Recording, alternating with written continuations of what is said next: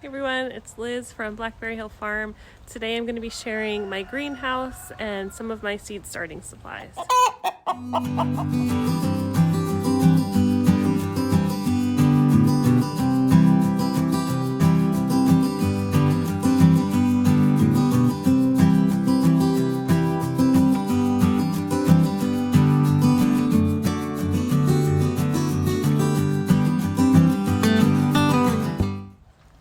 So my greenhouse is 2 years old. I got it last year. It was my first year growing in it.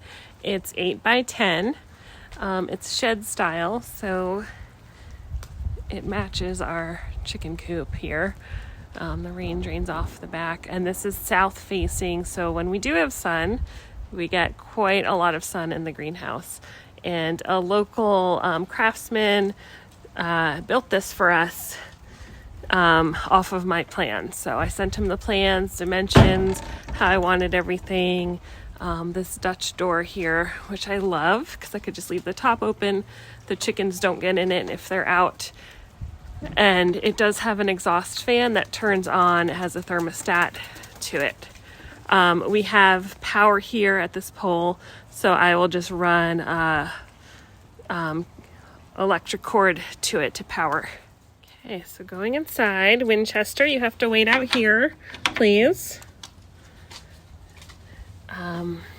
These shelves are all removable, so let's see if I can, yeah, there's ultra wide. So these are 10 feet long, these shelves, and then these ones are 3 feet. So we have a little, actually about 2.5 feet on this side and this side. I also have garbage in here right now, so Winchester, we like your man bun. Okay, and then the shelves, they fit a 10-20 tray perfectly. So they are actually 22 inches, or is it 24 inches? 22 or 24 inches deep. So I stack the trays, this way. And another thing I love about it is I can just spray. I bring the hose in here and water everything, and it's on our concrete pad. It just drains out. There's pressure treated lumber on the base here. So look, I have blackberries growing through there. That sounds about right. So I am going to show you some of the seed supplies I have and kind of how my greenhouse is set up here. One thing that you definitely need in an unheated greenhouse are seedling heat mats. So I am able to grow out here. We're in zone 8B. It doesn't get freezing often or for very long. But these help keep my plants. I'm able to start them in here. I have to start things a little bit earlier versus growing inside of our house like we used to. But these all have thermostats. So I have four of these really big mats. They fit 4 trays on them. I can squeeze 5 on sometimes, but they all have thermostats with these little plugs that go in the soil. And I have 2 here, and then this one fell off, but I have them mounted so I know exactly where they're located. So those are a necessity, and I will put links to everything I have. For lighting, I just have these LED lights, and I have them on chains. I can adjust them up and down. They're like on S-clips here. I tried those crank ones, but by the time, I can lift these all the way flush as the seedlings grow. So I have actually a lot of growing room there. If I did the pulley ones, there was still like you couldn't get them all the way to the top. So these work great for me. I got these off of Amazon. I have 2, 4, 6, and 8 on the side. The top row is just natural sunlight. So as they get bigger, I move them up. It helps them acclimate to the sunlight. And then on this side, I just have 1 there. I didn't really use this side too often last year. So all the lights are interconnected with these cords, these cables. So it's all on 1 plug, this white plug, which I have on a timer. So this is a Casa smart home.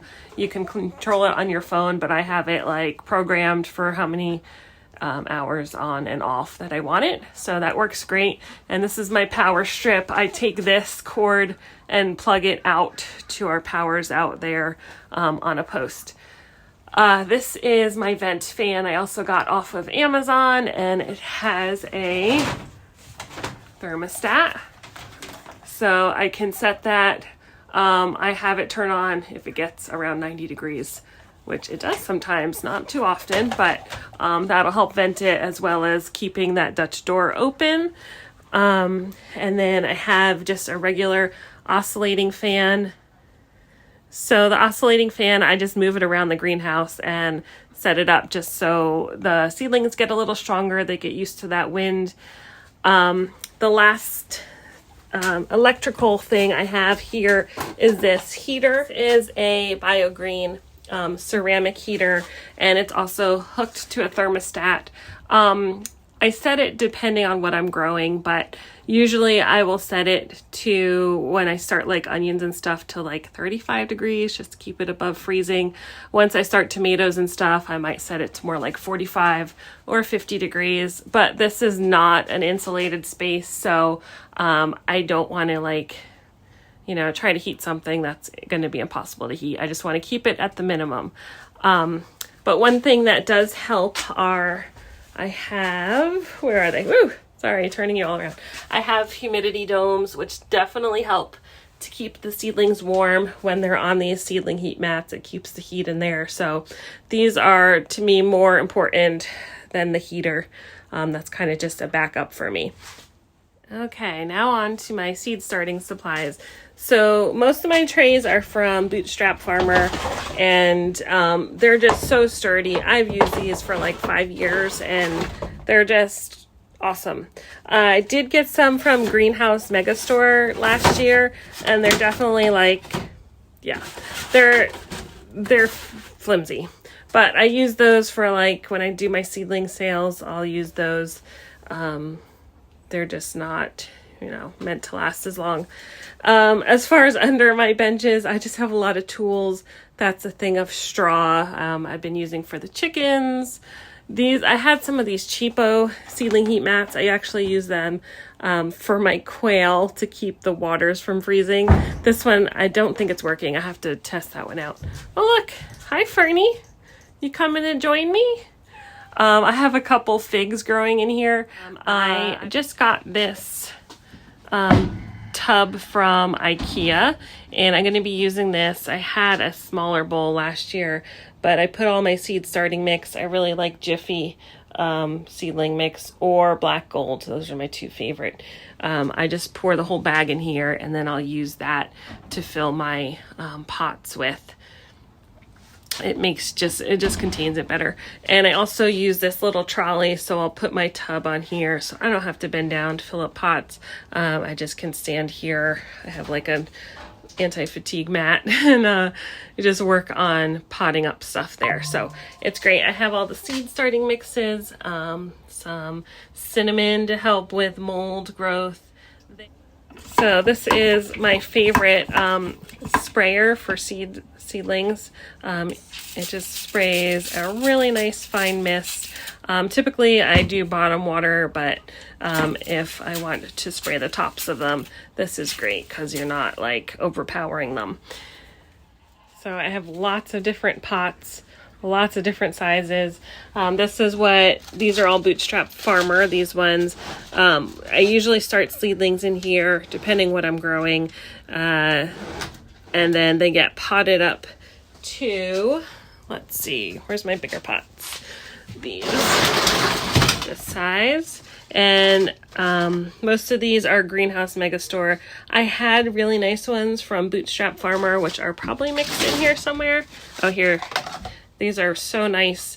But with my seedling sale, a lot of them got sold. So then I just bought these cheap ones from Greenhouse Megastore. They're super flimsy, but they fit nicely into these trays here. So they kind of all fit in there. So that's the next size up. Okay, then I also have a variety of miscellaneous pots. A lot of people save me their pots, and These are like from nurseries and different places. Most of them have been rinsed out. I don't usually like take a scrub brush to them, but I will rinse them with a little bit of bleach water just to kill anything, and then they just get stuck. So these are the biggest size pots I have. These are from Greenhouse Megastore. I believe they're 5-inch square, and they're pretty deep. And then I have these trays that hold 8 of them, which I love these because by the time they're in this size container, they're usually pretty big and pretty heavy. So these trays, and then I put them in a 10-20 just to hold it all together. That's kind of the final stage. And these were pretty cheap. I don't mind, selling these at my seedling sale. And the last size I just have a couple of these 6-packs and 4-packs. I start lettuces in there and flowers for the seedling sales. I will start in these because these are also from Greenhouse Megastore. They're just cheap and I don't mind selling them. I hate those peat pots. I really don't use those for anything. I just had some left over from something, so they're probably going to sit there a while. Actually, you know what? I did start pumpkins in these ones last year, and then I just put the whole thing in the ground. It seemed to work okay. Yeah, so I would not buy these again, but if I have them laying around, I'll use them. So let me know if you have any questions. Last year was my first year growing in the greenhouse. Before that, everything was inside our house. So my biggest lesson was just to start things earlier, because the cooler temperature, things don't grow quite as fast. But it's definitely possible to grow things outside in a greenhouse. And it's only an 8x10 footprint, so it's not that huge, but I can fit a lot of seedlings in here. I grew over 600 seedlings last year, and I didn't even use like these shelves. I used the top ones when my tomatoes got bigger, but I still have like 4 more shelves I could use for growing, so it fits quite a lot in a small footprint. So thank you, and happy growing this year.